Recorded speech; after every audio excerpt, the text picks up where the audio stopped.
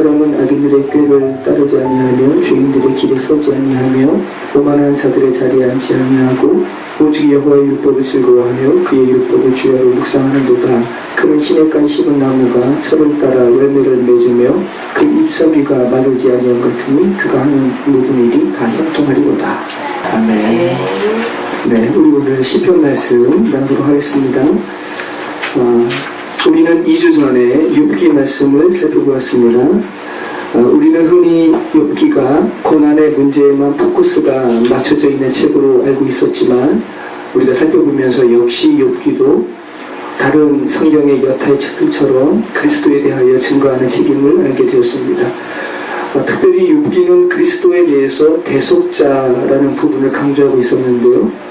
먼저 욥기의 저자는 욥의 입술을 빌어서 이렇게 고백을 했죠. 내가 알기에는, 우리 같이 한번 읽어볼까요? 내가 알기에는 나의 대속자가 살아계시니 마침내 그가 땅 위에 서실 것이다. 네. 모든 고난 당하는 사람들이 궁극적으로 고백해야 되는 것이죠. 여러분을 위해서 대속하시는 주께서 살아계십니다. 그리고 욥기의 마지막 부분에서 하나님은 죄된 가치관 속에 있는 새 친구들에게 대속이 무엇인지 친히 가르쳐 주셨어요. 너 욥에게 너희의 죄를 위해서 대속해달라고 요청해야 돼.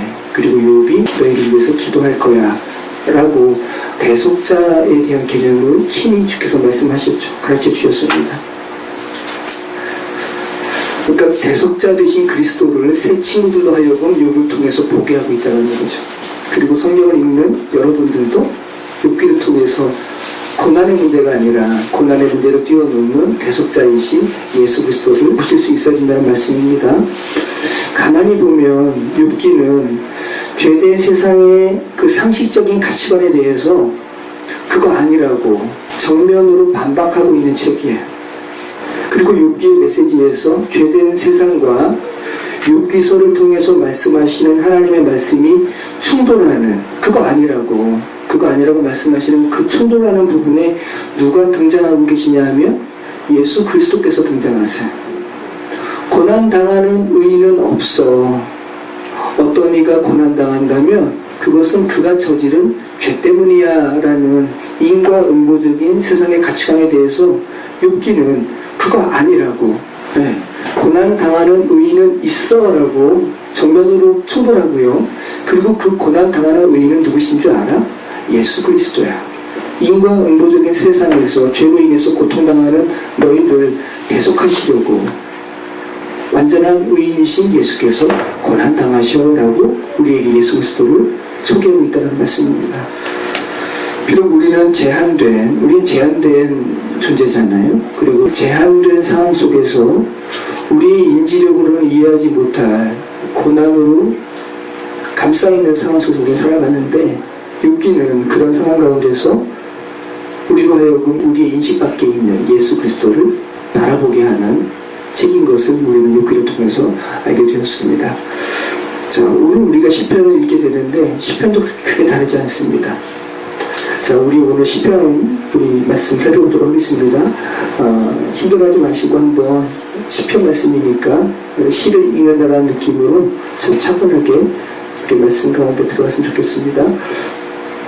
시편은 한 시간에 다루기는 참 쉽지 않은 것 같습니다. 욥기처럼 어떤 스토리가 있는 것도 아니니까 재미도 없습니다. 그리고 저자도 다양합니다. 모세부터 포르기에 존재했던 무명의 저자까지 포함되어 있으니 저자도 굉장히 많고요.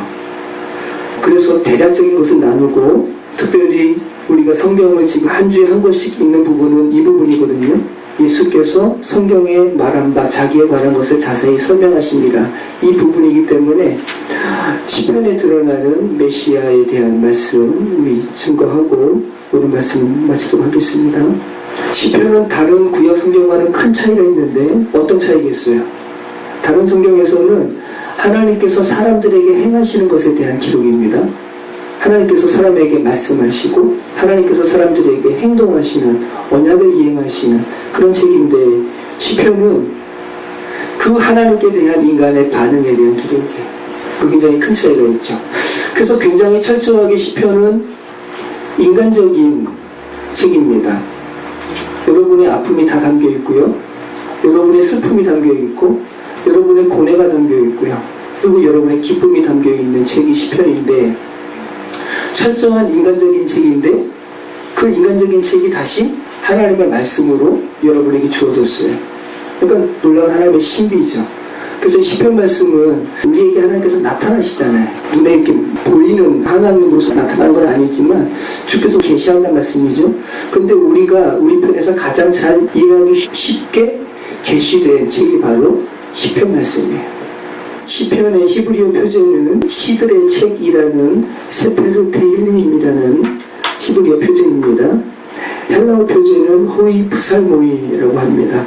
이 프살모이라는 말은 여러분 악기 중에 하프 있잖아요. 우리는 하프가 없지만 현악기죠.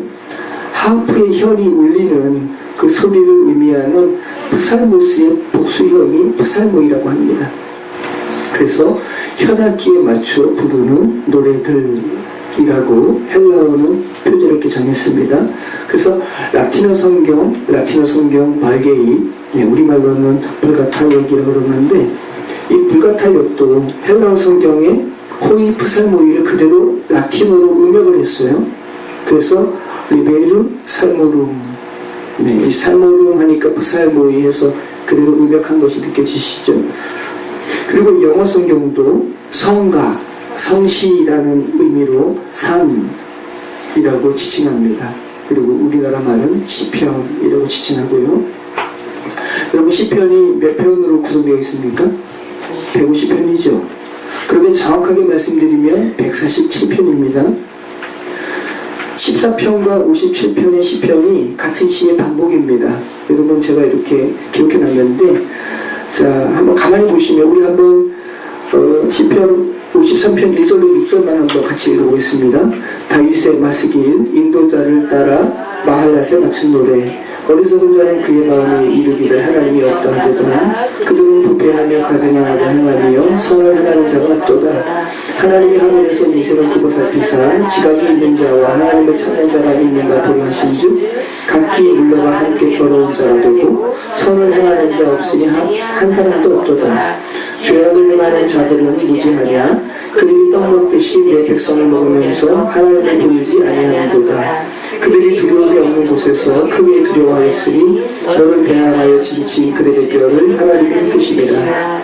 하나님이 그들을 버리셨으므로 내가 그들에게 수치를 당하게 하였도다. 시온에서 이스라엘을 구원하여 줄 자로인가. 하나님이 자기 백성이 포로된 것을 돌이키시되 야곱이 즐거워하며 이스라엘이 기뻐하리로다. 여러분 이 말씀 그대로가 시편 14편 1.5 7절 말씀에 그대로 있습니다. 그죠? 네, 약간 그 단어 몇 개만 바뀌고요. 전체적인 건 똑같죠. 그래서 같은 시편의 재반복이라는 것이죠. 자, 그리고 본래 하나의 시가 시편에서는 두 개로 나뉜 것이 두 개나 됩니다. 구편과 시편이 성경에는 이렇게 분리가 되었는데 본래는 하나의 시고요. 그리고 42편과 43편이 하나의 시인데 두 개로 분리가 되었습니다. 그래서 지금 우리의 성경은 150편이지만 실제 시편은 147편이라는 말씀입니다. 자, 여러분 시편은 저자 개개인의 그 고백을 담은 거잖아요. 그래서 굉장히 그 한 시편 한 시편 하나가 독립적인 의미를 지녔는데 포로기에 예배를 목적으로 시편을 수집하면서, 그러니까 예배를 목적으로 수집했다라는 의미는 시편 150편이 무작위로 취해진 것이 아니라 어떤 목적 있게 이렇게 편집되었음을 우리는 알 수 있죠. 네, 그래서 편집자의 의도가 가미된 구성을 우리가 지금 보고 있는 시편이라는 말씀입니다. 자, 시편 앞에는 시를 이렇게 읽으라고 안내를 하고 있습니다. 표제가 붙어 있는데 시의 저자와 시를 쓰게 된 동기 등을 짧게 설명하고 있는데요. 150편의 시편 중에 무려 116편이 이러한 표제를 담고 있어요. 그래서 기본적으로 우리는 시편을 읽으면서 그 표제를 먼저 보고 이렇게 읽어야겠구나라는 안내를 받고 읽어야 된다는 말씀입니다. 여러분 마음대로 읽는 것이 아니라.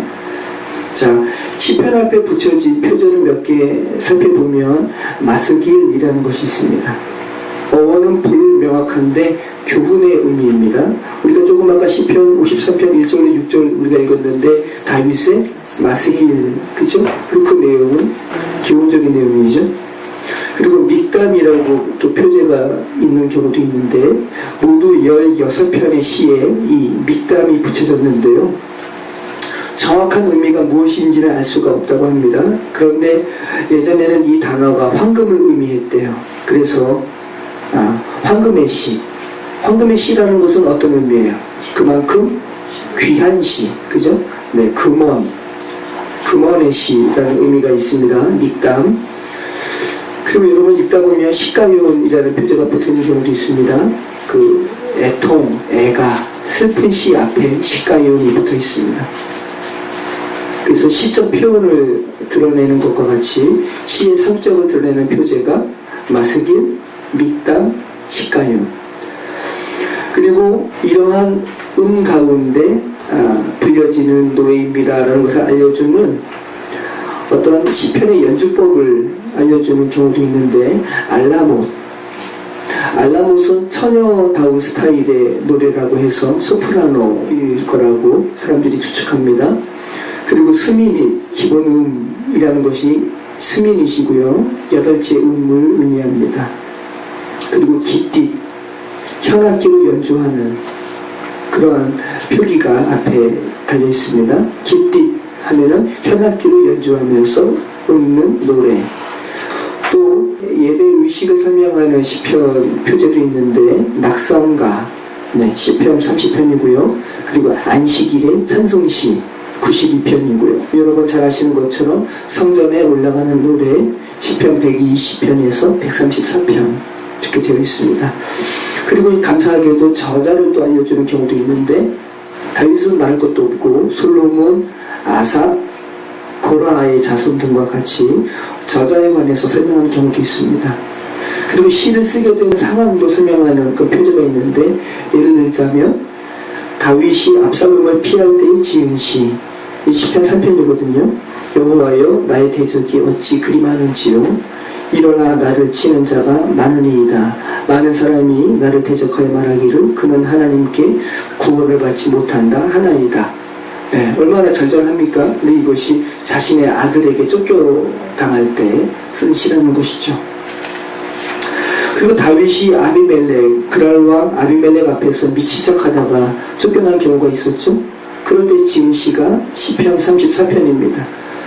또 다윗이 우리아의 아내 바세바를 범했죠. 그 다음에 선지자 나단이 다윗을 책망하러 올 때 쓴 시가 있죠. 시편 51편입니다. 하나님이여 주의 인자를 따라 내게 은혜를 베푸시며 주의 많은 긍휼을 따라 내 죄악을 지워주소서. 네, 자기 죄악을 나단이 말할 때 알게 되었습니다. 그래서 내 죄악 지워주세요 라고 부탁하는 거죠.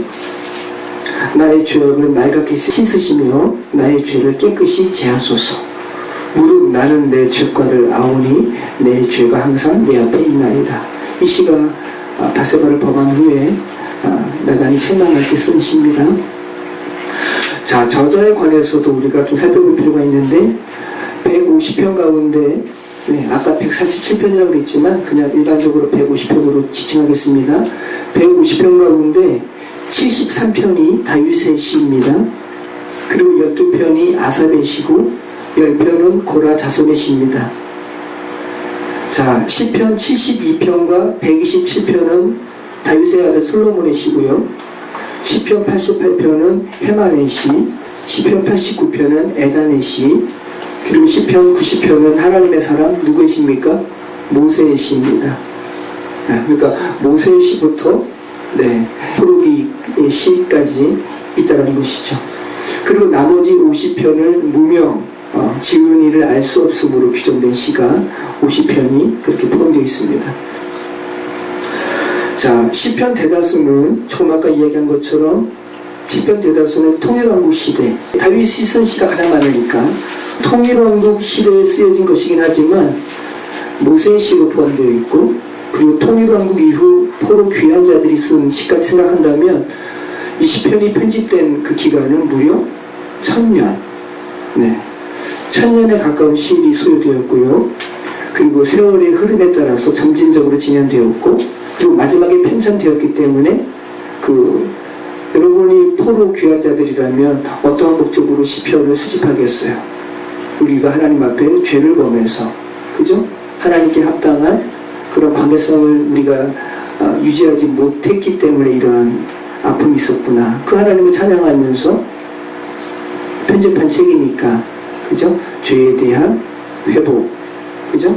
소망, 그런 애통, 그런 것을 담은 시가 바로 시편인 것을 우리는 알게 됩니다. 그래서 어떤 복음주의자들은 이 시편의 최종 편집자를 에스라로 보기도 합니다. 자, 시편의 구조를 살펴보겠습니다. 시편은 총 5권으로 구성되어 있습니다. 1편에서 41편이 제1권입니다. 그리고 1편에서 41편에 1편, 2편, 33편을 제외한 모든 시에 다윗의 시라는 표제가 붙어 있습니다. 그리고 제2권은 시편 42편부터 72편입니다. 자, 42편에서 50편에는 고라자손의 시 또는 아삽의 시라는 표제가 붙어 있고, 51편에서 70편에는 다윗의 시라는 표제가 또 붙어 있습니다. 그리고 72편은 솔로몬의 시라는 표제가 붙어 있고, 이새의 아들 다윗의 기도가 끝나니라 라는 종결부로 마치고 있습니다. 자, 제3권은 73편에서 89편까지가 제3권인데 모든 시의 표제가 있습니다. 그리고 대부분의 표제는 아삽의 시, 고라자손의 시입니다. 그 제4권은 90편에서 106편까지가 제4권인데 101편과 103편의 다윗의 시라는 표제를 제외하고 대부분의 시에는 표제가 없습니다. 제4권에는 표제가 거의 없다라는 거, 2개의 다윗의 시 빼고는 표제가 없습니다. 그리고 제5권은 107편에서 150편인데 이것도 대부분 표제가 없지만 138편에서 145편까지 다윗의 시라는 표제가 있습니다. 자, 여러분, 시편의 구조는 필요 같고요. 근데 왜 시편을 마지막 편집자가 이렇게 5권으로 구분했을까? 궁금하죠? 근데 명확한 이유는 알 수가 없는데, 많은 사람들이, 그리고 성경의 해석서라고 할 수 있는 미드라시와 그리고 예전에 유대 랍비들이 어떻게 이야기를 하고 있냐면, 창세기, 출애굽기, 레위기, 민수기, 신명기, 모세 오경과 비교하기 위해서 시편을 5권으로 이렇게 나뉘었다고 합니다. 자, 그런데 노만 스나이스라는 사람이 있는데, 이 사람은 시편의 분류법을 이렇게 분류하고 있는데, 고대 팔레스타인에서 율법을 읽는데 걸린 시간이 3년인데요. 3년이면 몇 주죠? 150주죠.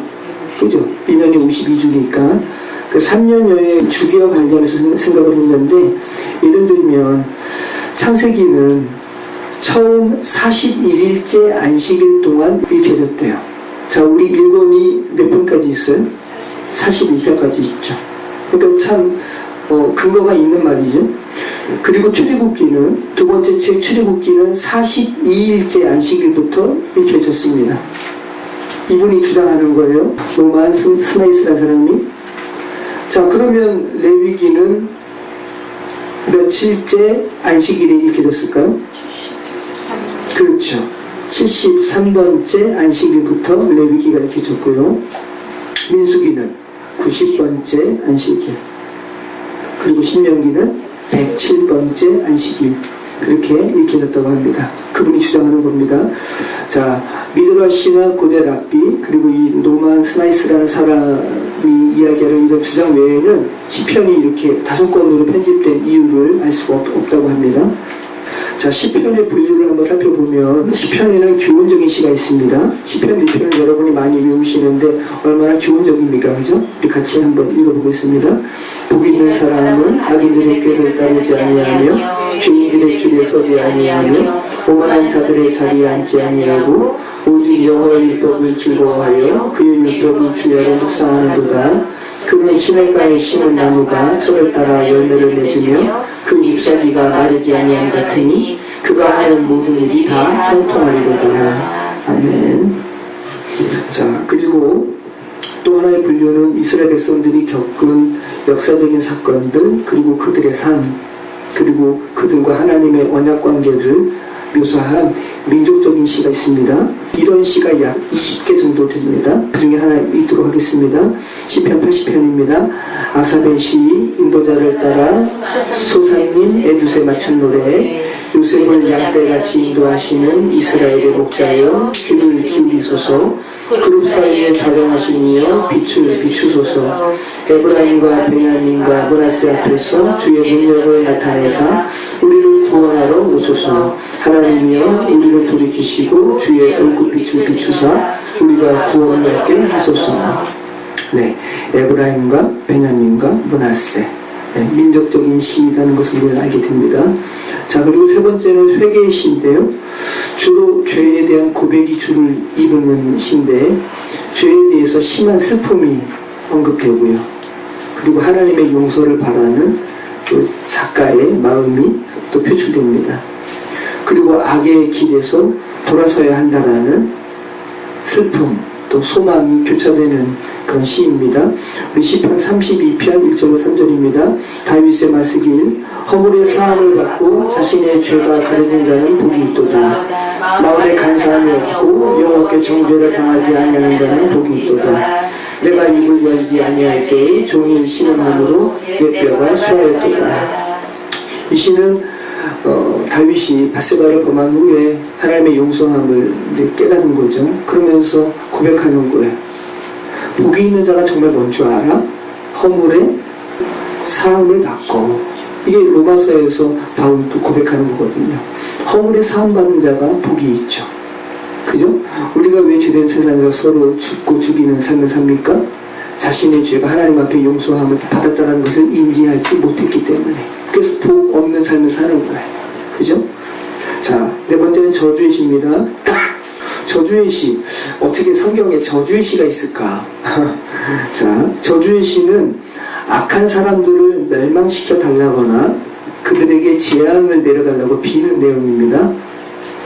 가장 철저한 저주의 시편은 35편, 69편, 109편, 137편 이렇게 4편인데 그 중에서 137편을 제외한 나머지 3편의 시가 모두 다윗이 쓴 겁니다. 자, 우리 한번 시편 35편 1절로 8절 이 다윗이 쓴 시인데 우리 같이 한번 읽어보겠습니다. 다윗의 시. 여호와여 나와 다투는 자와 다투시고 나와 싸우는 자와 싸우소서. 방패와 손 방패를 잡으시고 일어나 나를 도우소서. 창을 빼사 나를 쫓는 자의 길을 막으시고 또 내 영혼에게 나는 내 구원이라 이르소서. 내 생명을 찾는 자들이 부끄러워 수치를 당하게 하시며 나를 상해하려 하는 자들이 물러가 낭패를 당하게 하소서. 그들을 바람 앞에 겨워가게 하시고 여호와의 천사가 그들을 몰아내게 하소서. 그들의 길을 어둡고 미끄럽게 하시며 여호와의 천사가 그들을 뒤쫓게 하소서. 그들이 까닭없이 나를 잡으려고 그들의 그물을 웅덩이에 숨기며 까닭없이 내 생명을 해하려고 한장을 폈사오니 멸망이 순식간에 그에게 닥치게 하시며 그가 숨긴 그물에 자기가 잡히게 하시며 멸망 중에 떨어지게 하소서. 이게 지금 저주에 대한 내용이잖아요. 원수를 사랑하라는 기독교의 사상과 너무나 큰 차이가 있다는 점을 들어서 이 시의 진위성을 의심하는 이들도 있는데, 자, 여러분, 우리가 창세기부터 살펴보면서 죄에 대한 철저한 괴멸에 대해서 성경은 계속 이야기했죠. 가나안 헤렘 전쟁. 지금 하나님의 언약을 받은 다윗을 괴롭히는, 다윗은 메시아를 예표하는 인물이기도 하고, 그 다윗에게 고난을 주는 이 악은 어떻게 돼야 되는 거죠? 철저하게 괴멸되어야 되는 거죠. 네, 그 의미에서 우리는 살펴야 되는 것이고, 이러한 저주와 관련된 이러한 내용이 신약에도 있습니다. 갈라디아서 5장 12절 너희를 어지럽게 하는 자들은 스스로 베어버리기를 원하노라. 하나님의 이 갈라디아 교회에 이야기하는 거죠. 네, 하나님의 교회를 회파하려는 자들은 이렇게 멸망당해야 된다라고 이야기하고 있고, 계시록 6장 10절 같이 읽습니다. 큰 소리로 불러이르되 거룩하고 참되신 대주제 땅에 거하는 자들을 심판하여 우리 피를 갚아주지 아니하시기를 어느 때까지 하시려 하나니까 하니. 네. 여러분, 성경은 항상 사람만 이야기하는 것이 아닙니다. 원수에 대한 진멸에 대해서 이야기합니다. 근데 이것이 바로 십자가의 창세기 3장 15절에 있는 말씀이잖아요. 여자의 후손이 원수, 내 자손의 머리를 박살낼 거야. 같은 맥락이라는 것이죠. 자, 찬양의 시가 있습니다. 자, 찬양의 시는 할렐루야, 하나님을 찬양하라 라는 말로서 시작이 되는데, 시편 106편, 시편 111편, 112편, 113편, 117편, 135편, 146편에서 150편 등이 여기에 속합니다. 찬양의 시입니다. 자, 이 시들은 감사의 시, 또 애원, 강구, 애가와는 다르게 하나님을 찬양하는 내용으로만 가득 차 있어요. 하나님을 찬양하라, 하나님을 송축하라, 그 내용으로 가득 차 있는 책입니다. 시편 135편 1절로 5절 같이 있습니다. 할렐루야, 여호와의 이름을 찬송하라, 여호와의 존귀를 찬송하라, 여호와의 집, 우리 여호와의 성전, 곧 우리 하나님의 성전 뜰에 서 있는 너희여, 여호와를 찬송하라. 여호와는 선하시며 그의 이름이 아름다우니 그의 이름을 찬양하라. 여호와께서 자기를 위하여 야곱 곧 이스라엘을 자기의 특별한 소유로 택하셨으므로다. 내가 알거니와 여호와께서는 위대하시며 우리 주는 모든 신들보다 위대하시도다. 아멘. 그 다음에 개인적인 시가 있는데요, 개인적이지만 하나님께 결국은 기도로 승화시킨 시죠. 다윗이 압살롬을 피해 달아날 때 지은 슬픔의 시, 시편 3편입니다. 우리 같이 한번 읽어보겠습니다. 다윗이 그의 아들 압살롬을 피할 때 지은 시, 여호와의 나의 대적이 어찌 그리만한지요. 일어나 나를 치는 자가 많으니이다. 많은 사람이 나를 대적하여 말하기를 그는 하나님께 구원을 받지 못한다 하나이다. 셀라. 여호와여, 주는 나의 방패시요 나의 영광이시요 나의 머리로 드시는 자이시니이다. 내가 나의 목소리로 여호와께 부르짖으니 그의 성산에서 응답하시는도다. 셀라. 내가 누워 자고 깨었으니 여호와께서 나를 붙드시리로다. 천만인이 나를 애워싸 지친다 하여도 나는 두려워하지 아니하리이다. 여호와여, 일어나소서. 나의 하나님이여, 나를 구원하소서. 주께서 나의 모든 원수의 뺨을 치시며 악인의 입을 꺾으셨나이다. 구원은 여호와께 있사오니 주의 복을 주의 백성에게 내리소서. 셀라. 그래서 이 개인적인 시인은 고난을 당하는 자의 비참한 심정이 그대로 노출되어 있고요, 그리고 처절한 고통이 표현되어 있습니다. 그런데 단순히 그러한 슬픔과 그러한 고통으로 인한 좌절로 끝나는 것이 아니라 아까 드린 말씀처럼 그러한 고통의 상태를 하나님께 아뢰고 하나님께 탄원하는 그런 신앙으로까지 승화된 시가 바로 이 개인적인 슬픔의 시입니다.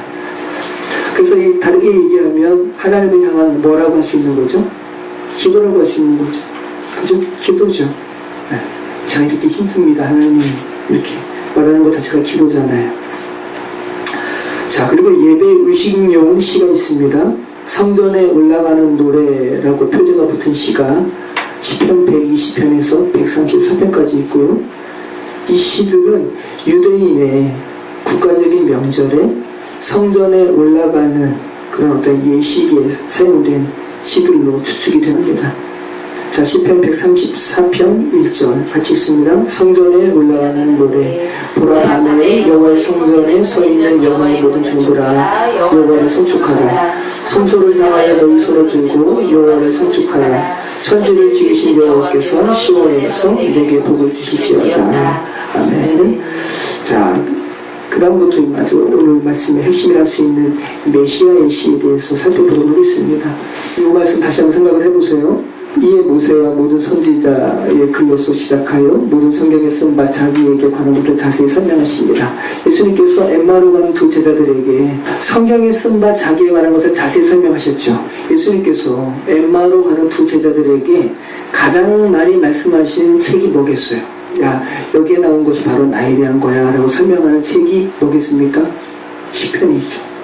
시편에 대해서 예수님은 아이 때부터 얼마나 많이 이것이 바로 나에 대한 기록된 책이구나, 기록된 글이구나 아셨어요. 그리고 십자가상에서 죽으시고 부활하시고 엠마로 가는 두 제자에게 이 구조적인 성경 읽기를 가르쳐 주시는 건데, 우리 그 부분을 한번 다는 아니고 몇 가지를 살펴보도록 하겠습니다. 자, 시편에는 참 특이한 것이 있는데 그리스도의 탄생에 대해서는 서술되어 있지 않습니다. 시편이 집중적으로 예언한 그리스도의 생애는 그리스도의 순환, 십자가 고난, 그리고 부활의 영광입니다. 그리고 메시아의 왕적 통치에 대해서 시편은 우리에게 말씀하고 있어요.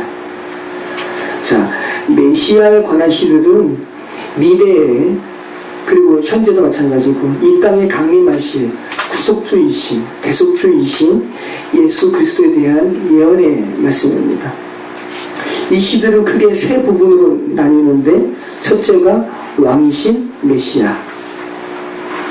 자, 왕이시고 메시아이신 예수 그리스도에 대한 예언이고요. 둘째는 고통당하는 메시아. 셋째는 메시아에 대한 그 외의 전반적인 예언들입니다. 그러니까 영광, 이런 부분이라는 거죠. 자, 부활에 대해서 우리 한번 이 시가 어떻게 메시아에 대한 시일까 싶은데, 시편 49편 1절로 20절 같이 읽겠습니다. 고라 자손의 시, 인도자를 따라 부르는 노래. 무 백성들아 이를 들으라. 세상의 거민들아 모두 귀를 기울이라. 귀천 빈부를 막론하고 다 그럴지어다. 내 입은 지혜를 말하겠고 내 마음은 명철의 작은 소리로 읊조리리로다. 내가 비유에 내 귀를 기울이고 수금으로 나의 오묘한 말을 풀리로다. 죄악이 나를 따라다니며 나를 에워싸는 환난의 날을 내가 어찌 두려워하랴. 자기의 재물을 의지하고 부유함을 자랑하는 자는 아무도 자기의 형제를 구원하지 못하며 그를 위한 속전을 하나님께 바치지도 못할 것은 그들의 생명을 속량하는 값이 너무 엄청나서 영원히 마련하지 못할 것입니다. 그가 영원히 살아서 죽음을 보지 않을 것인가? 그러나 그는 지혜 있는 자도 죽고 어리석고 무지한 자도 함께 망하며 그들의 재물을 남에게 남겨두고 떠나는 것을 보게 되리로다. 그러나 그들의 속생각이 그들의 집은 영원히 있고 그들의 거처는 대대에 이르라 하여 그들의 토지를 자기 이름으로 부르리라. 사람은 존귀하나 장구하지 못하며 멸망하는 짐승 같도다. 이것이 바로 어리석은 자들의 길이며 그들의 말을 기뻐하는 자들의 종말이로다. 셀라. 그들은 양같이 스올에 두기로 작정되었으니 사망이 그들의 목자일 것이라. 정직한 자들이 아침에 그들을 다스리리니 그들의 아름다운 소멸하고 스올이 그들의 거처가 되리라. 그러나 하나님은 나를 영접하시리니 이러므로 내 영혼을 스올의 권세에서 건져내시리로다. 셀라. 사람이 치부하여 그의 집에 영광이 더할 때 너는 두려워하지 말지어다. 그가 죽음에 가져간 것이 없고 그의 영광이 그를 따라 내려가지 못하리로다. 그가 비록 생시에 자기를 축하하며 스스로 좋게 함으로 사람들에게 칭찬을 받을지라도 그들은 그들의 역대 조상들에게로 돌아가리니 영원한 빛을 보지 못하리로다. 종교 하나 깨닫지 못하는 사람은 멸망하는 짐승 같도다. 아멘. 길지만 제가 이것을 읽었는데 여러분 참 이 고라자성이 엄청난 말을 하나님께 고백하고 있는데 결국은 하나님의 말씀으로 여러분의 귀에 지금 들리고 있습니다. 자기의 재물, 6절 말씀, 자기의 재물을 의지하고 부유함을 자랑하는 자. 이 세상에 하나님을 모르지만 자기의 재물과 부유함이 있어서 그것을 의지하는 자들이 있잖아요. 그런데 그들 중에 어느 누구도 자기의 형제를 구원하지 못하죠. 그리고 그들을 위한 속전, 그들의 죄를 해결하는 그 속전을 하나님께 바치지도 못합니다. 그들의 돈은 안 된다라는 거예요. 그들의 생명을 속량하는 값이 너무 오해서 엄청나서 하나님을 알지 못하고 그냥 죄 가운데 죽는 사람들의 그 죄를 속량하는 값이 너무나 엄청나서 이 세상에 그 죄 아무리 많은 몇 천억이 있어도 그 형제 구원하지 못한다라는 거예요. 너무나 엄청나서 영원히 마련하지 못할 것입니다. 우리는 근데 마련할 수 있죠. 누구에게로 돌아가면? 그리스도께로 돌아가면. 하나님을 모르고 자기 재물을 의지하는 자들이 이렇다라는 거예요. 그들의 생각에 그들의 집은 영원히 있을 거라 생각한다는 거죠. 그죠? 그들의 거처는 대대에 이를 거라 생각을 해서 그들의 토지를 그들 스스로 이름을 지어서 부르는데 어리석다라고 말씀하고 있다는 거죠. 그들은 스올에 결국은 영원히 멸망할 것인데 15절 그러나 하나님은 나를 영접하시리니 1차적으로는 하나님의 백성이죠. 이러므로 내 영혼을 스올의 권세에서 건져내시리로다. 부활의 메시지인데 이것을 메시아 예언의 시로 말씀하고 있습니다. 그러니까 구약에서 그러니까 지옥에 대한 개념은 신약 이후에 중간기 이후에 나온 건데요. 저주에 거쳐 지옥 그렇게 그냥 단순하게 생각하시는 게 좋을 것 같아요. 사망의 권세, 스올의 권세. 자, 그다음 두 번째는 왕이신 메시아에 대한 예언을 담은 시가 있는데 2편, 그리고 8편, 45편, 72편, 89편, 110편, 112편입니다. 우리 2편 말씀 같이 읽겠습니다. 어찌하여 이방 나라들이 분노하며 민족들이 헛된 일을 꾸미는가. 세상의 군왕들이 나서며 관원들이 서로 꾀하여 여호와와 그의 기름 부은 자를 대적하며 우리가 그들의 맨 것을 끊고 그의 결박을 벗어버리자 하는도다. 하늘에 계신 이가 웃으시며 주께서 그들을 비웃으시도다. 그때 불을 발하며 진노하사 그들을 놀라게 하여 이르시기를 내가 나의 왕을 내 거룩한 산 시온에 세웠다 하시리로다. 내가 여호와의 명령을 전하노라. 여호와께서 내게 이르시되 너는 내 아들이라. 오늘 내가 너를 낳았도다. 내게 구하라. 내가 이방 나라를 내 유업으로 주리니 내 소유가 땅끝까지 이르리로다. 아멘. 그 메시아의 왕적 통치권을 인정하지 않는 사람들이 그렇게 이야기한다는 거죠. 기름 부은 하나님의 기름 부음 받은 자를 대적하고 우리가 선전수라는 존재가 우리를 이렇게 맺네. 야 우리 힘으로 그것을 끊자. 그죠? 그의 결박을 벗어버리자 한다라는 거예요. 그런데 하나님은 어떻게 하신다고요? 하늘에 계신 이가 웃으시며 가소롭다라는 거죠. 주께서 그들을 비웃으시리로다. 시편 2편은 메시아의 왕적 통치권에서 벗어나려고 애쓰는 그리고 세상 군왕들의 헛된 노력을 말한 후에 그러한 노력의 무익함, 헛됨을 말씀하고 있고요. 그리고 모든 것을 초월한 예수 그리스도의 그 능력에 대해서 메시아의 주권에 대해서 말씀하고 있는 시입니다. 자, 시편 8편 우리 같이 읽겠습니다. 다윗의 시 인도자를 따라 깃딧에 맞춘 노래. 여호와 우리 주여 주의 이름이 온 땅에 어찌 그리 아름다운지요. 주의 영광이 하늘을 덮었나이다. 주의 대적으로 말미암아 어린아이들과 젖먹이들의 입으로 권능을 세우시며 이는 원수들과 보복자들을 잠잠하게 하려 하시니이다. 주의 손가락으로 만드신 주의 하늘과 주께서 베풀어 주신 달과 별들을 내가 보오니 사람이 무엇이기에 주께서 그를 생각하시며 인자가 무엇이기에 주께서 그를 돌보시나이까.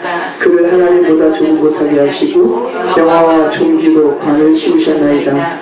주의 손으로 만드신 것을 다스리게 하시고 만물을 그의 발 아래 두셨으니 곧 모든 소와 양과 들짐승이며 공중의 새와 바다의 물고기와 바닷길에 다니는 것이니이다. 여호와 우리 주여 주의 이름이 온 땅에 어찌 그리 아름다운지요. 아멘. 자, 여러분 10편 8편 같이 읽었는데 마치 창세기 1장과 2장의 창조기사를 읽으신 것 같죠. 그죠?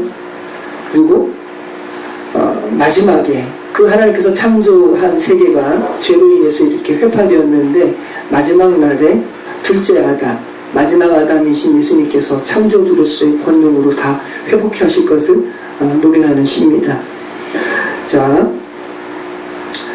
고라 자손의 말씀을 우리 시편 45편 1절부터 같이 읽겠습니다. 사랑의 노래 인도자를 따라 소사님에 맞춘 것.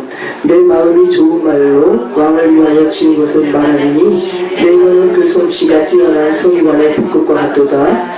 왕은 사람들보다 아름다워 은혜를 입술에 먹었느니 그러므로 하나님이 왕에게 영원히 복을 주시도다. 용사여 칼을 허리에 차고 왕의 영화와 위엄을 입으소서.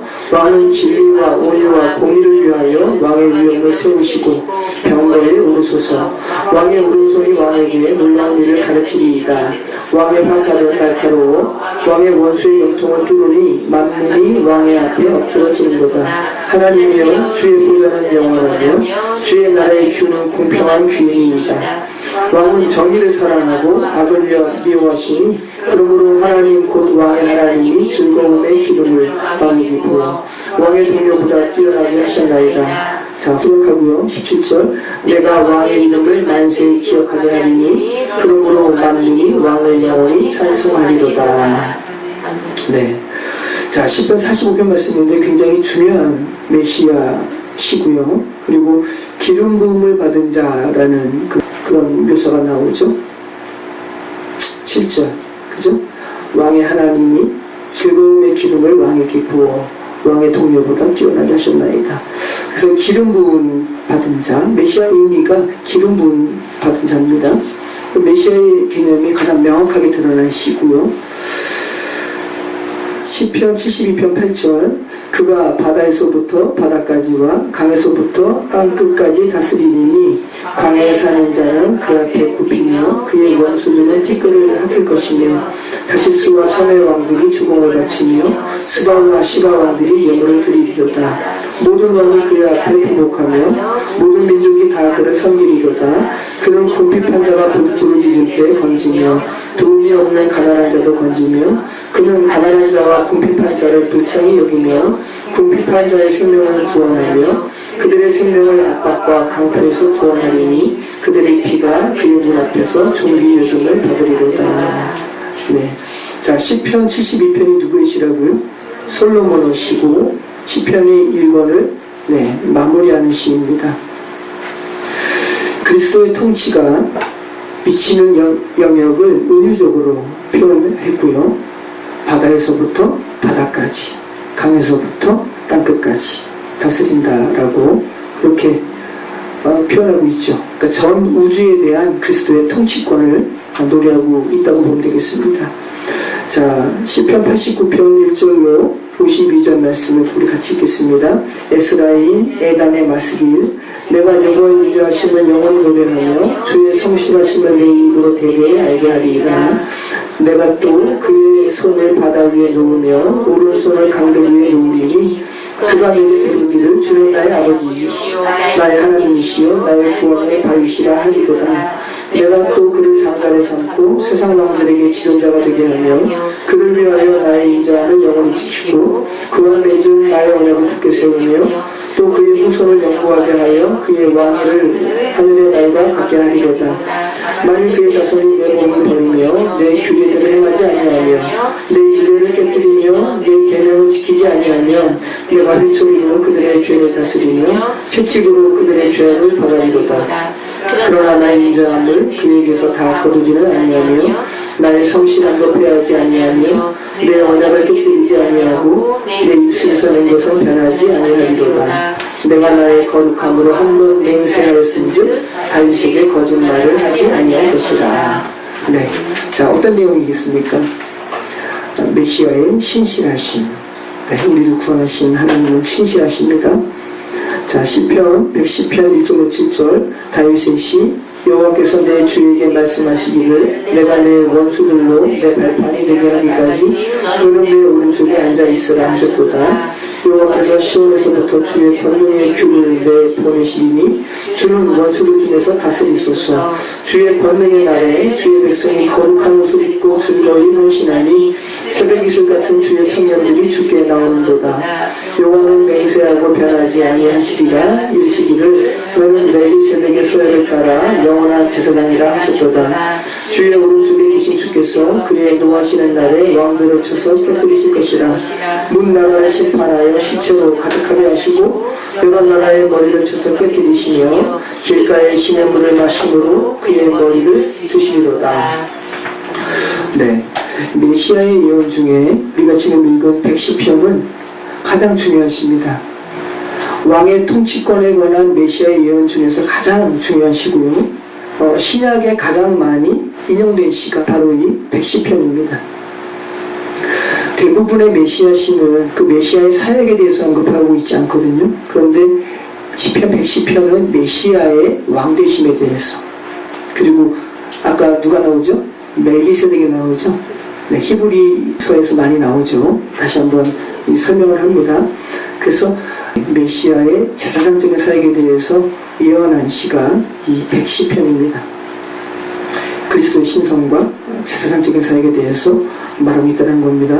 그래서 신약에 많이 인용되었는데 우리 마태복음 22장 4절부터 우리 41절부터 같이 읽겠습니다.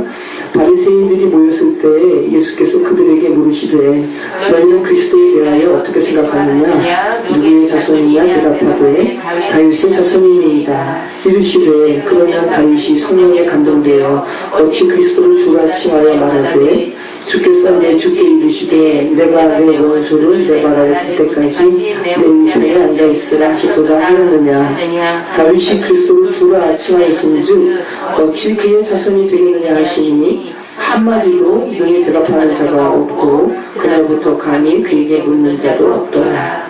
자, 아주 굉장히 중요하고도 놀라운 말씀인데, 자, 여기서 말하는 이 다윗이 그리스도를 주라 칭하였은즉 하면서 예수님께서 바리새인들에게 말씀하신 이 내용이 바로 시편 110편 말씀입니다. 4절부터 이렇게 다윗이 고백하죠. 여호와는 맹세하고 변하지 아니하시리라. 이르시기를 너는 멜기세덱의 소유를 따라 영원한 제사장이라 하시도다. 주의 오른쪽에 계신 주께서, 주의 오른쪽에 계신 주가 누구예요? 예수 그리스도시죠. 자, 참 이게 참 놀라운 말씀인데, 여러분 지금도 예수 그리스도를 부인하는 자들은 2000년 전에 십자가에서 죽은 강도와 내가 무슨 상관이 있어? 라고 이야기하죠. 그죠? 자, 바리새인들이 그러는 거예요. 지금 예수님께서 물으시는 겁니다. 야, 메시아가 누구의 자손이니? 누구로부터 나오겠니? 그랬더니 바리새인들이 성경을 잘 아니까 다윗의 자손입니다 라고 이야기하는 거죠. 예수님께서 다윗의 자손 맞죠? 맞아요. 그죠? 그런데 예수님께서 이 시편 말씀을 말씀하시면서 근데 다윗이 그의 자손을 내 주라 말했는데 그죠? 야, 그 자손에게 내 주라고 이야기했는데 어떻게 그 주가 다윗의 자손이 될 수가 있겠니? 라고 이야기하는 거죠. 육신적으로는 다윗의 자손인데 이게 놀라운 신비잖아요. 그죠? 그런데 그 육신적으로 자신의 후손인 예수 그리스도께서 그의 뭐예요? 주세요. 창조주세요. 여러분 여기에 대해서 이게 혼미하게 되는 것은 사단의 꾀임에 빠지는 거죠. 여러분께서 예수님을 주라고 시인하실 수 있는 것은 정말 하나님께 귀한 복을 받은 겁니다. 다윗이 그리스도를 주라 칭하였은즉 어찌 그의 자손이 되겠느냐 하시니 한마디도 능히 대답하는 자가 없고, 너무 엄청난 말씀을 하시는 거잖아요. 그들을 읽으면서 야 근데 어떻게 우리의 또 다윗의 후손이들도 주가 되실까? 왜 이런 것을 궁금해하지 않았을까요? 바리새인들은 한마디도 능히 대답하는 자가 없고 그날부터 감히 그에게 묻는 자도 없더라. 감히 물 수가 없습니다. 왜? 맞으시니까. 자, 사도행전 2장 29절로 36절. 형제들아, 내가 조상 다윗에 대하여 단대히 말할 수 있노니 다윗이 죽어 장사되어 그 묘가 오늘까지 우리 중에 있도다.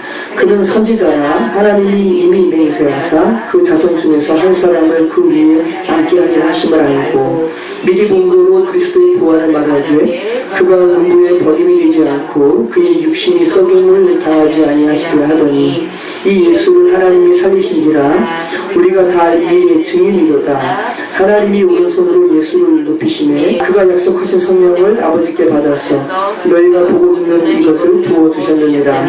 다윗은 하늘에 올라가지 못하였으나 친히 말하여 이르되 주께서 내 주에게 말씀하시기를 내가 내 원수로 내 발등상이 되게 하기까지 너는 내 우편에 앉아있으라 하셨도다 하였으니 그런즉 이스라엘 온 집은 확실히 알지니 너희가 십자가에 못 박은 이 예수를 하나님이 주와 그리스도가 되게 하셨느니라 하니라.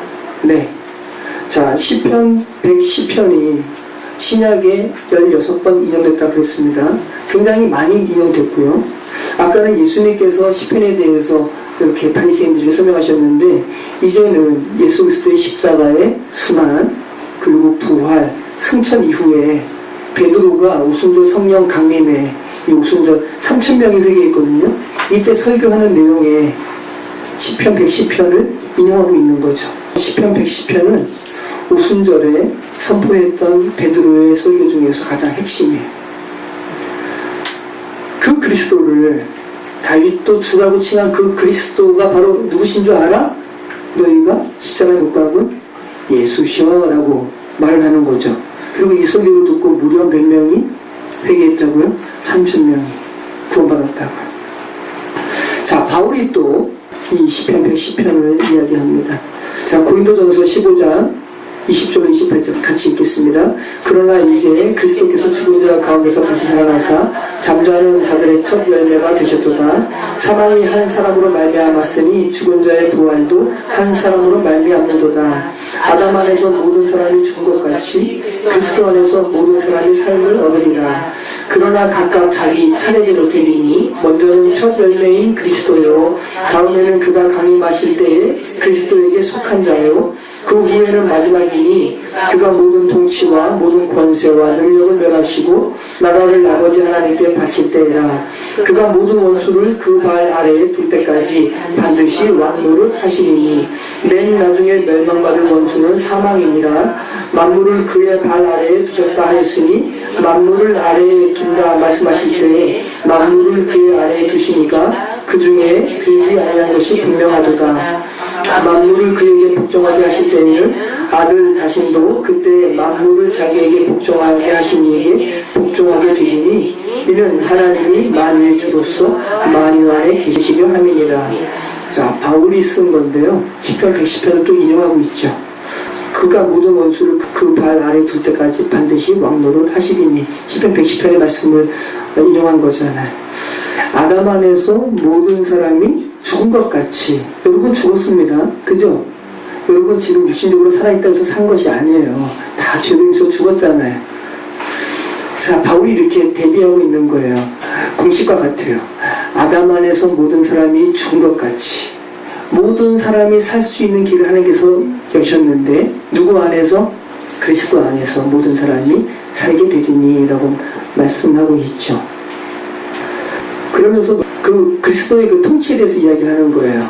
모든 권세도 그리스도 안에서 다 그리스도 발 아래에 있게 되는데, 사망마저도, 여러분 우리의 가장 원수는 누구냐면 사망이거든요. 네. 사단이 우리를 궁적으로 죽게 하는 거죠. 근데 그 사망마저도 네, 예수 그리스도의 발 아래에 있다고요.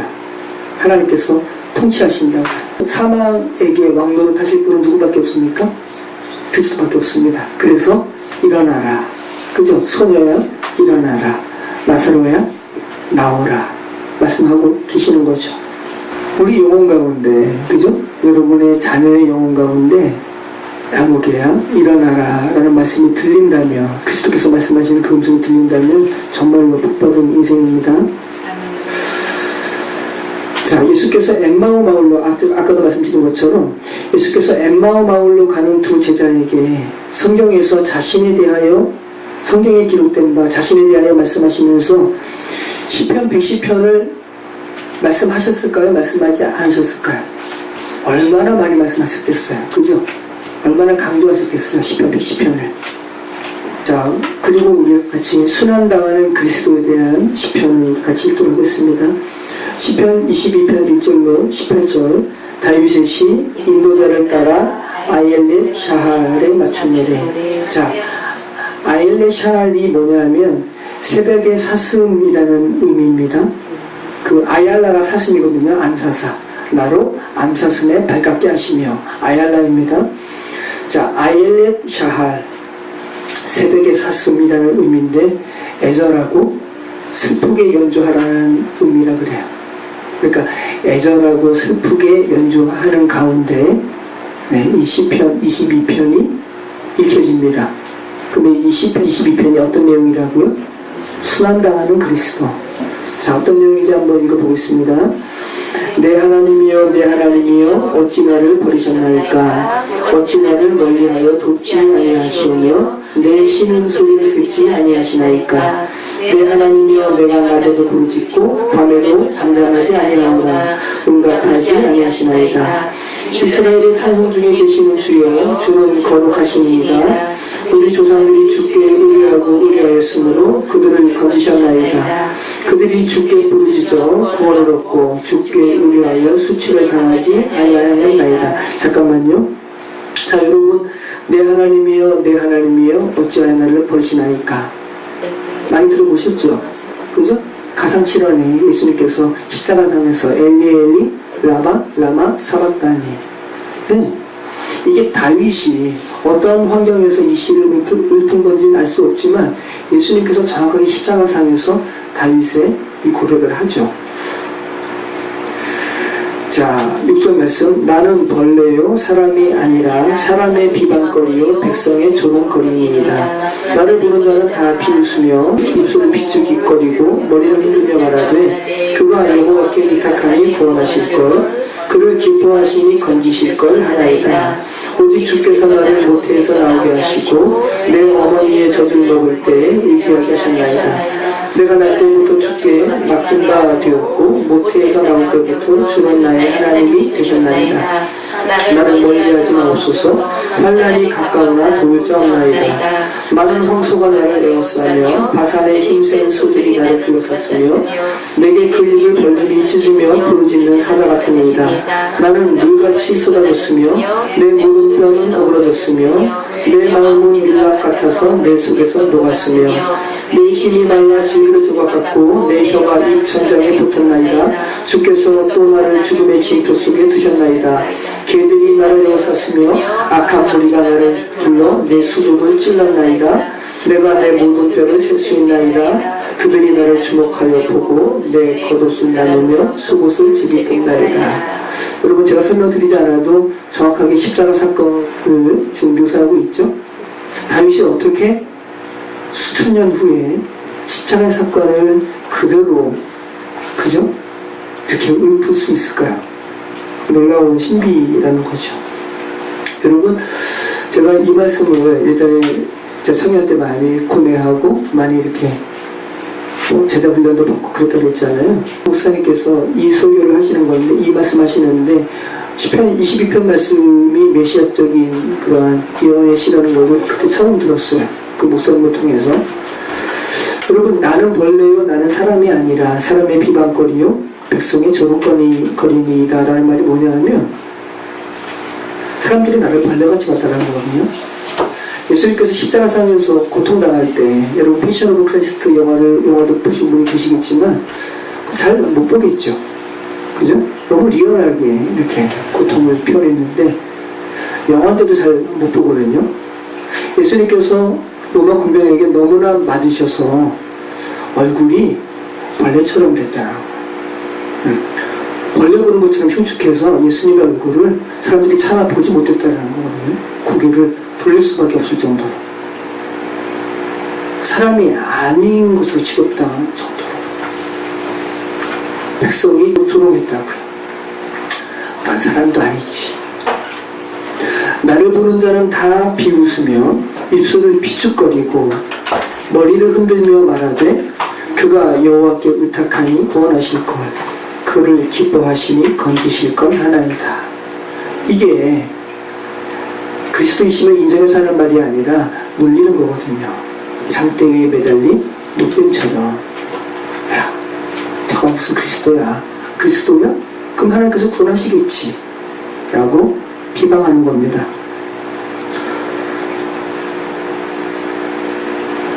나를 멀리하지 마옵소서. 환난이 가까우나 도울 자 없나이다. 많은 황소가 나를 에워싸며 바산의 힘센 소들이 나를 둘러쌌으며 내게 그 입을 벌림이 찢으며 부러지는 사자 같으니이다. 자, 나는 물같이 쏟아졌으며 내 모든 뼈는 어그러졌으며. 예수님 마지막에 그 군병이 창을 찔렀을 때 물이 나왔습니다. 여기도 보면 수족을 찔렀나이다 하면서 수족, 그죠? 손에 못 박힘, 발에 못 박힘 다 표현이 되고 있는데 영화에서 보면 먼저 이렇게 뉘은 다음에 예수님을 이렇게 어떤 이렇게 기둥이 비슷하게 해가지고 끈으로 해가지고 이렇게 세우잖아요. 네? 그렇게 세웠든 어떻게 하든 간에 땅에 쿵 하고 이렇게 박히는 순간이 있단 말이죠. 예수님께서 십자가에 달리신 후에 땅에 쿵 박힐 때 모든 뼈가 어그러졌다라는 거예요. 내 마음은 밀랍 같아서 내 속에서 녹았으며. 여러분, 천둥이 이렇게 녹아서 이렇게 가만히 모이는 거 한번 보시죠. 그죠? 그리고 뜨거우면 결국은 그 천둥이 이렇게 사그러드는 거 아니에요. 예수 그리스도의 그 마음이 밀랍처럼 이렇게 녹는구나 생각해 보세요. 내 힘이 말라 질그릇 조각 같고. 네, 질그릇. 바짝 마른 질그릇. 네, 툭 치면 으스러지거든요. 툭 치면 으스러지는 거예요. 예수님의 십자가상의 말씀입니다. 내 혀가 입천장에 붙었나이다. 목마르심을 말씀하고 있고요. 주께서 또 나를 죽음의 진토 속에 두셨나이다. 개들이 나를 에워쌌으며 악한 무리가 나를 둘러 내 수족을 찔렀나이다. 내가 내 모든 뼈를 셀 수 있나이다. 이것은 히브리어의 관용 어구예요. 내가 내 모든 뼈를 셀 수 있나이다 라는 것이 어떤 의미 같아요? 여러분의 모든 뼈를 셀 수 있는 상황이 어떤 상황이에요? 뭐 마른 상황을 떠나서 발가벗긴 상태죠. 그러니까 이제 우리가 일반적으로는 그냥 예수님 하체는 그렇게 천으로 이렇게 가리지 않나요? 근데 실제로는 굉장히 조롱당하신 거거든요. 다 발가벗기셨어요. 수치당하신 거고 조롱당하신 거고 개들처럼 사람들은 예수님을 둘러싼 거죠. 그죠? 하만이 모르드기를 그렇게 죽이려고 했죠. 근데 결국은 하만이 그렇게 죽임당했죠. 자, 사단이 예수님을 그렇게 십자가에서 채용하려고 했어요. 결국은 사단의 결국입니다. 사단이 여러분을 그렇게 하려고 그러죠. 그죠? 그리고 여러분께서 그리스도께로 가지 못하면 여러분의 결국이에요. 이 모습은. 내 모든 뼈를 셀 수 있나이다. 그들이 나를 주목하여 보고 내 겉옷을 나누며 속옷을 뭐하나이다? 제비 뽑나이다. 예수님의 속옷을 군병들이 제비 뽑았어요. 예수님의 속옷은 통으로 짜여진 옷이라고 그럽니다. 자, 여기서 이 속옷, 시편에서는 의복을 의미하는 레부쉬라는 단어를 사용했는데 이 본문, 자, 정확하게 예수님의 속옷을 제비 뽑는 본문이 신약에 있습니다. 그죠? 그래서 여러분이 아는 거잖아요. 십자가 사건이라는 것을. 자, 요한복음 19장인데요. 19장 23절로 24절 말씀 우리 같이 한번 읽겠습니다.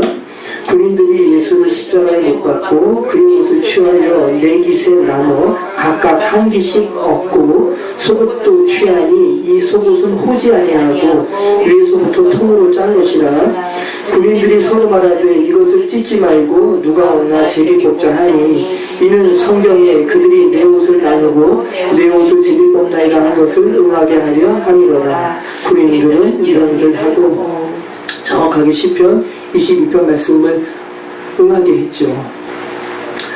자, 여기 시편 22편 자체에서는 레부시라는 말로 이 속옷을 표현했는데 이 본문이 실현된 우리가 읽은 요한복음 19장 23절로 24절 말씀에서는 킨토라는 말로 번역했습니다. 킨토. 근데 이 킨토는 히브리어 쿠토네트라는 말을 그대로 음역한 거예요. 그 유래가 쿠토네트라는 말에서 온 거란 말씀입니다. 자, 이 쿠토네트는 뭐냐 하면 여러분 창세기 말씀을 함께 읽으신 분들은 여러분이 아마 기억나실 거예요. 창세기 3장 21절에 아담과 하와가 창세기 3장에 뱀의 나하시의 게임에 빠져서 선악을 알게 하는 나무의 실과를 먹지 말라고 했는데 먹었잖아요. 그죠? 그래서 아담과 하와가 결국은 죽었습니다. 그 죽은 거예요. 그래서 하나님께서 결국은 너 왜 이렇게 죽게 되었니? 너가 이런 일을 할 수가 없을 텐데 어떻게 된 거야? 라고 그 죄악의 죽음의 원인에 대해서 하나하나 물으시면서 뱀까지 갔거든요. 나하시에게까지 갔습니다. 근데 그 이후에 창세기 3장 15절 여자의 후손이 너의 후손의 머리를 박살낼 거야. 그리고 너의 후손은 여자의 후손의 발꿈치를 상하게 할 거야. 그 십자가 사건을 말하는 건데 결국은 사단이 패망했죠. 그 이후에 하나님께서 아담과 하와를 살리시기 위해서 뭐를 하세요? 그들의 힘으로 그들의 자의로 스스로 해입었던 무화과 나무 옷을 벗기시고 가죽 옷을 그에게 입히셨어요. 여기서 이 가죽 옷이 쿠토네트예요. 네. 창세기 3장 말씀에 그 가죽 옷을 입히는 말씀에 뭐 피를 흘렸다라는 말씀은 없어요. 가죽으로 옷을 만들었다는 것은 누구의 뭐를 의미하는 겁니까? 누군가의 희생을 담은 것을 말하는 거예요. 가죽은 그냥 얻어지는 게 아니잖아요. 속죄를 말하는 겁니다. 인간의 죄를 가리는. 근데 그 가죽 옷을 왜 만들었는데요? 그들의 죽음의 핵심인 그 불순종을 가리기 위해서, 그 죽음을 가리기 위해서 무화과 나무 그들의 행위로 그들 스스로 입은 무화과 나무 잎으로 만든 옷을 벗기시고 주께서 친히 가죽 옷으로 입히신다 말씀이에요. 인간의 죄를 가리는 그리스도의 속죄의 피를 의미하는 가죽 옷이 코트네트고요. 그리고 온 세상의 구원자 예수 그리스도를 예표하는 인물이 야곱의 아들 누굽니까? 요셉이죠. 온 세상의 구원자 사브나 마네아. 자, 근데 야곱이 이 요셉을 너무나 총애해가지고 뭐를 입혔어요? 채색 옷을 입혔죠. 이 채색 옷이 코트네트예요. 성경이 말한 거라 놀랐죠. 자, 그리고 제사장이 입는 반포 속옷이 뭡니까? 제가 드린 말씀의 맥락을 비춰본다면 뭐겠어요? 코트네트예요. 제사장이 입는 반포 속옷이 코트네트입니다. 근데 이 코트네트를 신약에서 예수 그리스도의 속옷을 뭘로 번역하고 있다고요? 킨토. 코트네트에서 온 킨토라는 말로 번역하고 있다고요. 그러니까 예수 그리스도께서 입으신 그 속옷, 로마 군인들이 제비 뽑은 그 속옷이 뭐라는 겁니까? 코트네트라는 거죠. 성경이 말하는 바는. 그럼 예수 그리스도의 십자가상에서의 죽음이 무슨 죽음이라는 거예요? 대속의 죽음이라는 거고, 그죠? 예수 그리스도께서 누구시라는 거예요? 대제사장이라는 말씀이시죠. 반포 속옷이니까. 성경은 이렇게 읽어됩니다. 자, 그리고 146편부터 150편은 다 끝났습니다. 할렐루야 5편으로 시편을 마치고 있습니다. 자, 우리 시편 150편 1절로 6절 같이 읽습니다. 할렐루야 그의 성소에서 하나님을 찬양하며 그의 권능의 궁창에서 그를 찬양할지어다. 그의 능하신 행동을 찬양하며 그의 지극히 위대하심을 따라 찬양할지어다. 나팔 소리로 찬양하며 비파와 신음으로 찬양할지어다. 소고치며 춤추어 찬양하며 현악과 통소로 찬양할지어다. 큰 소리 나는 제금으로 찬양하며 높은 소리 나는 제금으로 찬양할지어다. 호흡이 있는 자마다 여호와를 찬양할지어다. 할렐루야. 아멘. 네. 시편의 마지막 5편은 시편의 가장 중요한 주제를 담고 있습니다. 다 중요하죠. 예수 그리스도의 메시아적인 것을 예언하는 시도 얼마나 중요합니까? 근데 가장 중요한 주제라는 거예요. 시편 맨 마지막에 5편은 그렇게 강조하고 있는데 모두 뭘로 시작할까요? 할렐루야로 시작하고요. 그리고 할렐루야로 마칩니다. 여러분, 할렐루야라는 말은 뭐냐면 나는 하루 종일 하나님을 찬양한다는 말이에요. 나는 날마다 하나님을 찬송한다. 근데 그렇게 하나님을 찬송하는 그 날마다 살아가는 사람들은 고뇌와 수치와 애통과 슬픔과 절망 가운데 살아가는 자들인데 그럼에도 불구하고 나는 하나님을 날마다 찬양합니다. 할렐루야 라고 고백하고 있다는 거죠. 자, 그럼 시편을 이렇게 150편을 편집한 사람들, 포기해서 이 시편을 편집한 사람들은 시편을 읊는 사람들에게 무엇을 말하는 거죠? 너희 하나님을 뭐 해야 된다는 거예요? 찬양해야 된다는 거예요. 그리고 하나님은 찬양받으시기에 합당하신 분이시라는 겁니다. 그죠? 여러분 고통 가운데 괴로우시죠? 제가 엊그저께 밤에 아이 엄마랑 대화 나누다가 혼났어요. 제가 빨리 하늘나라 가고 싶다 그랬거든요. 아이 엄마 뭐라고 했냐면 우리 하늘나라 가고 싶어.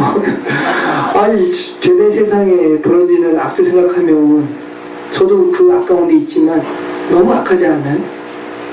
빨리 떠나고 싶고. 근데 아이 엄마 뭐라고 했냐면 아니 그런 세상에서 오히려 그 세상을 극복하는 주의 복음을 증거하면서 살아야지 왜 하나님 빨리 가고 싶냐고 그러는데 맞는 말이죠. 근데 그만큼 이 세상이 이렇게 악하다고요. 그죠? 여러분도 가끔 이렇게 다운되잖아요. 암만 생각하면. 여러분 고통 가운데 괴로우시죠?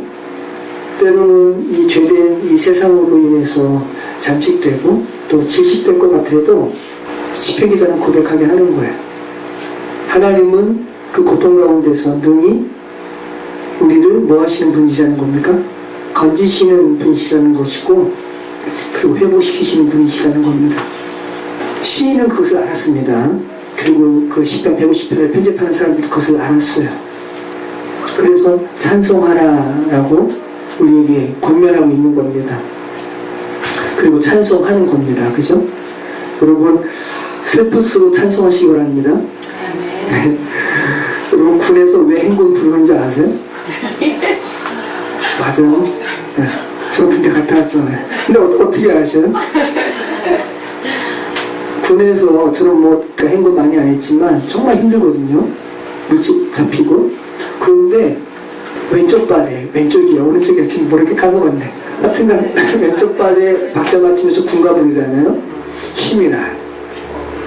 좀 신기하더라고요. 야, 참 신기하다. 어디 힘이 나지? 그 군가도 부르면 힘이 나는데. 그죠, 여러분? 그런데 하나님께 찬양하는 노래를 부르는데 힘이 안 나겠어요? 그죠? 네. 우리가 찬송할 때, 하나님을 찬양할 때 하늘로부터 임하신 그 힘이 공급되는 것은 당연한 것일 겁니다. 모쪼록 우리의 구원자 되시고 아버지 되시는 하나님을 여러분 영혼에서부터 송축하시는 저와 여러분의 삶이 되시길 축원합니다. 찬송하라 여호와의 종들아 주님 집에 서 있는 자들아 성소 향해 손을 들고서 찬송하라 찬송하라 경배하라 여호와의 종들아 주님 집에 서 있는 자들아 성소야 정말 하나님께 손 한번 들어보시죠. 손을 들고서 찬송하라 경배하라 감사하라 여호와의 종들아 주님 집에 서 있는 자들아 성소 향해 손을 들고서 감사하라 우리가 기도하실 때 이 가사 고백처럼 그렇습니다. 하나님 정말 주님은 찬송 받으시기에 합당하신 분이십니다.